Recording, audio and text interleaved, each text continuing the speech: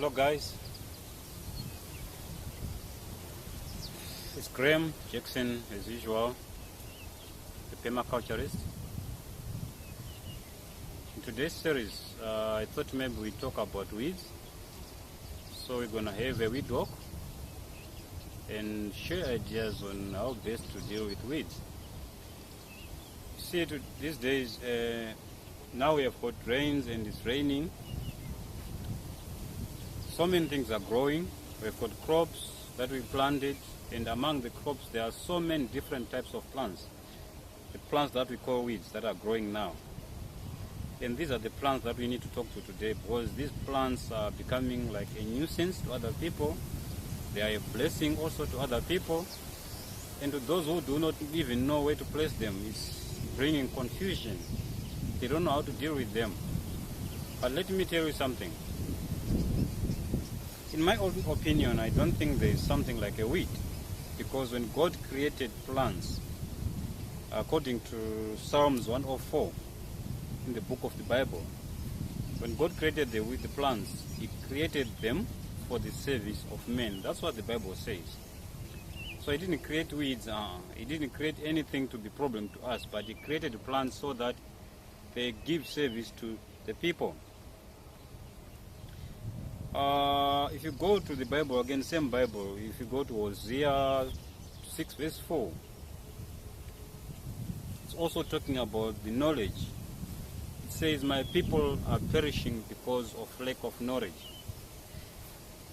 Now we are having problems with weeds because we don't have that knowledge of how to use them and what are they, how best we can benefit from them.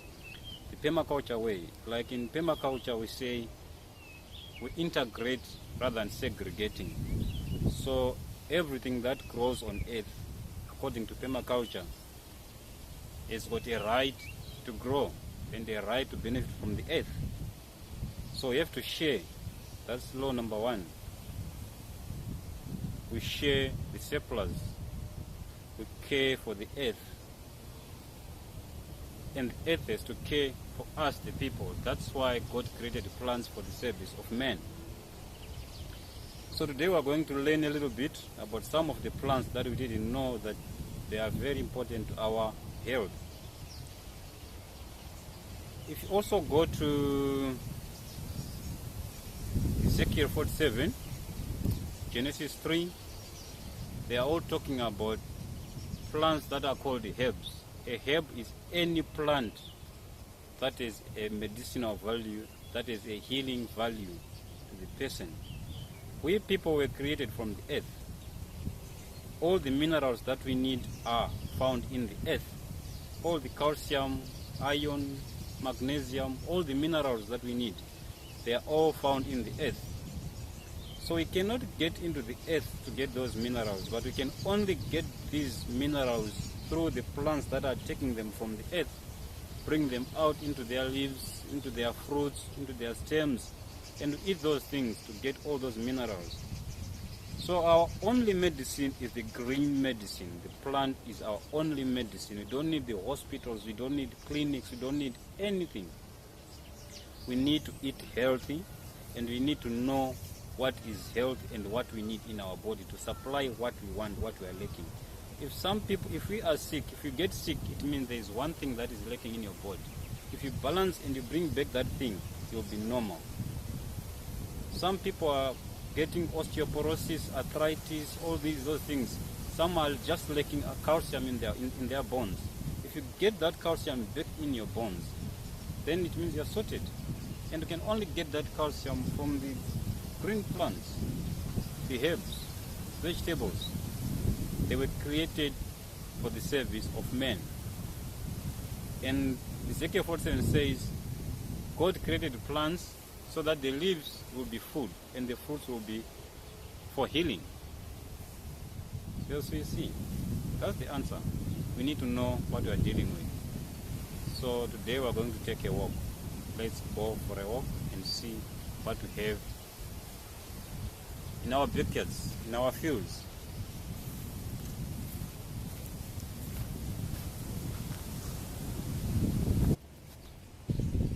This plant you see here is what we call blackjack. Blackjack is a highly nutritious and healing plant used since old times. It is also used to feed rabbits and goats. They love it. It may be used to treat diabetes, colic, menstrual conditions, urinary tract infections, and the green juice can also be used as a therapeutic for wounds, which means it can be used to heal some wounds, and also the leaves can be used as a poultice. These black seeds you see here, they are also edible, and they've got also a medicinal value. Some of the healing properties of this plant includes its astringency. It's also a carminative herb. It's diuretic, meaning it can also work very well with the kidneys and the urinary system. And it's amenable, which means it works very well with women's problems. So it's edible, it's full of vitamin A, vitamin C, and it's nutritious. So instead of just taking it and uprooting and throwing it away, we better also make use of it. It's very tasty if you use it with amarantha and other weeds mixed together. You cook it like spinach. Or some people, like in Zimbabwe, they put peanut butter. Very tasty with pap. So let's enjoy it instead of throwing it away. Integrate it into your diet instead of segregating it. That's what permaculture principle says. Enjoy.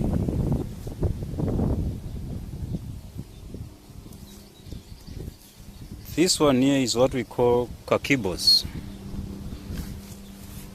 Kakibos has not many edible values that we can talk about here, but this plant is mainly used in the garden for making green manure, green compost, like liquid fertilizer. And this plant is also used as an insect repellent in our homes, in our vegetable garden, because it has got an oil that is called tagetes. It's a very potent insecticide. And so this one here is what we call creeping wood sorrel. It's also a weed that most of us are worried about in the homes, in the fields, but it's also a plant that we can use. Like old people, they used to chew the leaves to alleviate thirst during long trips. And some people, they used to eat it to alleviate mouth sores and sore throat. While Indians, they used to consider it as an aphrodisiac. You know what aphrodisiacs do? They are also good for men, and they are good for libido. So that's what other people used to use it for. And this can be added to your salads, in your soups, in moderate dosages. It is a very good diuretic. It is cooling. It is stomachic. It is catalytic, and it relieves indigestion. But you should not take this plant in high doses, because it has got those oxalates. They are acids that are not good for our bodies. So taken in moderate doses, it's a very helpful plant. So we don't need to cry and just say how to deal with it. When you see it and find it in your garden, pull it nicely, talk to it. It will help you, to help our bodies. Nice. Let's go.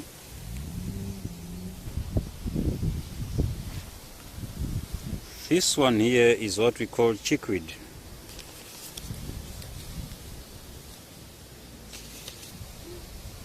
Chickweed is a plant that originated in Eurasia, but now is found all over the world. This plant is one of the African traditional vegetables, and especially in rural areas, they use it very much.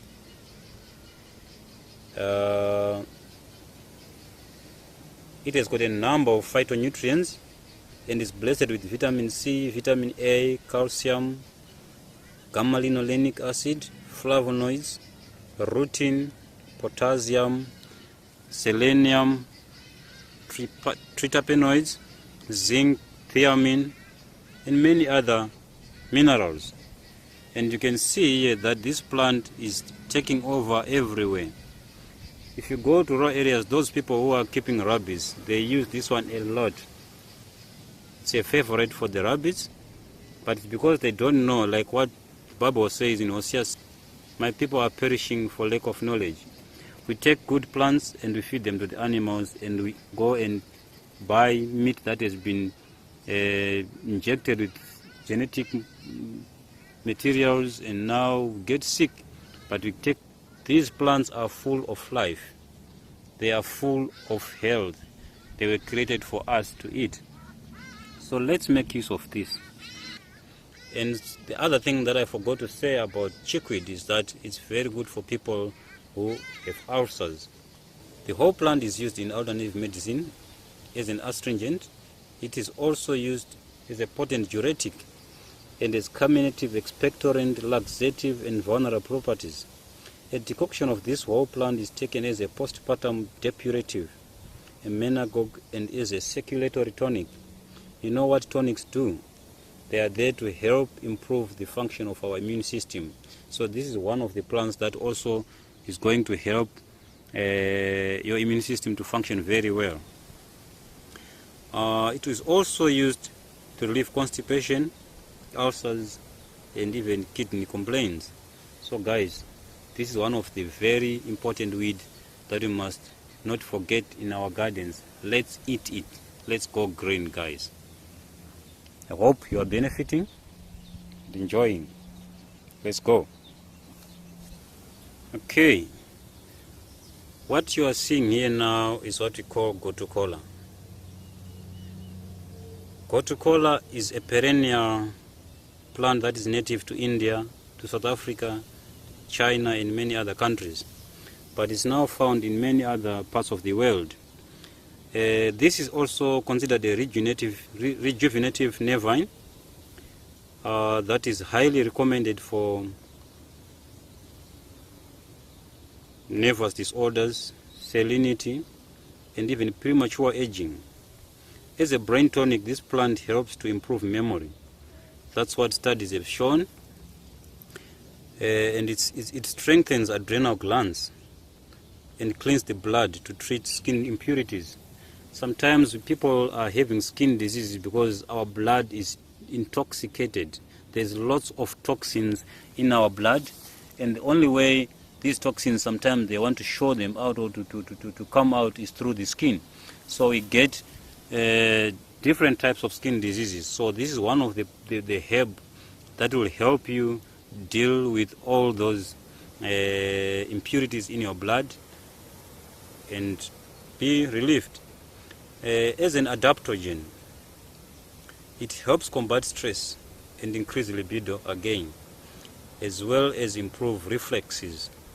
It has also been indicated for high blood pressure, congestive eye failures, urinary tract infections, venereal diseases, even blood diseases. And it is used to treat venous insufficiency, scleroderma, and hepatitis. When you talk of venous insufficiency, we are talking about diseases that affect our legs. Sometimes we see the blood arteries, they pump blood from the heart to all parts of our bodies, and then the veins in all the parts of the bodies, they also pump the blood from those areas back to the heart. Now, if those veins are failing to pump the blood back to the heart, especially from the legs, then we usually have swollen legs, things like that. That's what we call venous insufficiency, the failure of those veins to take the blood back to the heart. So it means it's not working very well. So this is also the plant that will help deal with that situation and to improve the memory. It's also a plant that is very well known for improving memory. In especially children in old age, we tend to lose our memory by aging, so it helps to bring it back and improve concentration. Okay, so it's a very important plant, but if it's left unchecked, you can see here it's even going, because it's a nervine, so it keeps on going.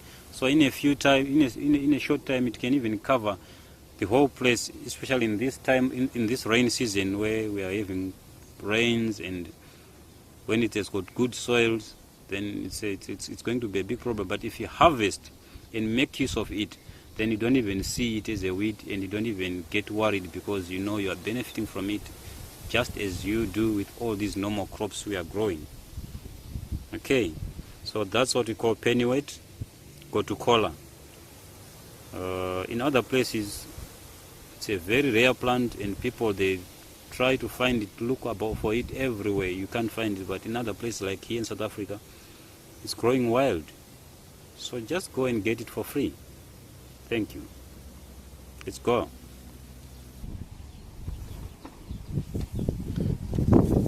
Okay, what we have here is what we call lamb's quarters.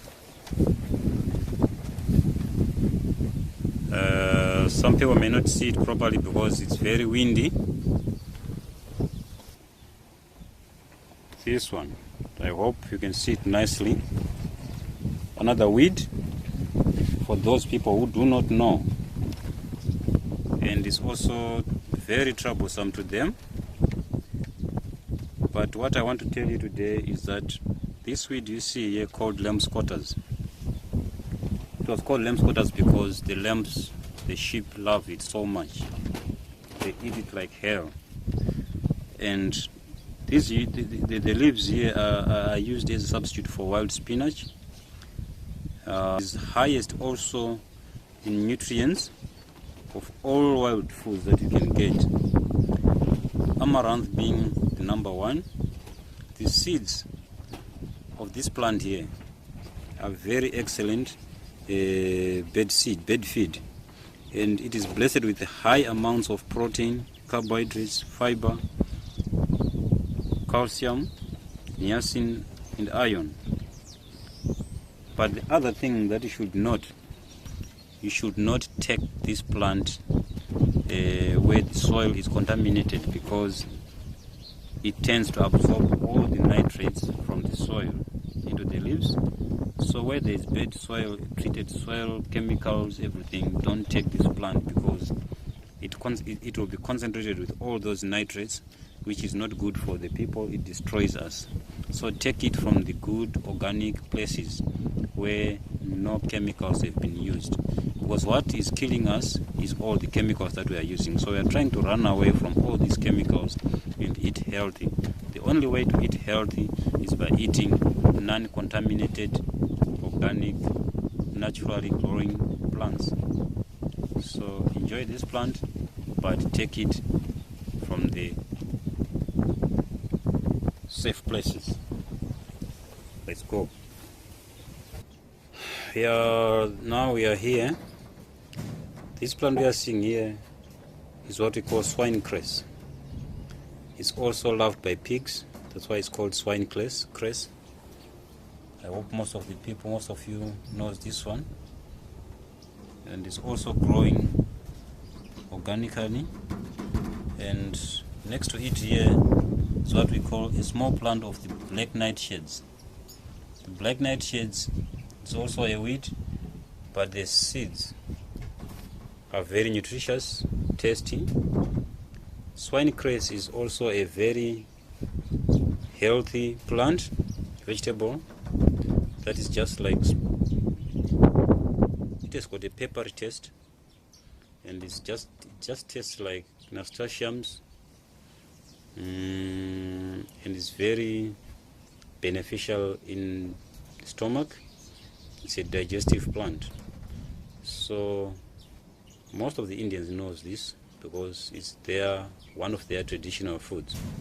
So, and most of the Africans that have tasted it, they don't want to stop eating it because it tastes just like spider plant, that African cabbage, the one that we call nyeve, almost similar to this one. And it's got a mustard taste. Those people who have got tasted mustard leaves, the same thing like this one. It's also good with peanut butter. So in one of our video series, we are going to talk and show you how to prepare some of these weeds and cook them so that we enjoy them the right way. Okay, let's go. Some weeds grows in some other places, and in those places you can't find some of the weeds because of geography, the type of soil, climate, all things like that. So specific areas have got also specific plants that are growing there. So these are the plants that are growing in the area where I am now,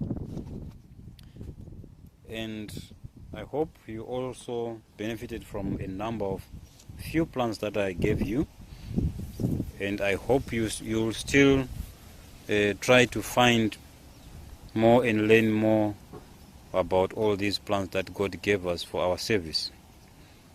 So good luck through this rainy season with all the plants that are growing naturally that God has given us. I hope you'll enjoy them.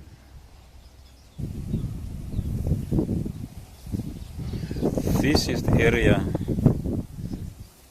where I'm staying now, in a small organic natural place where I practice my permaculture.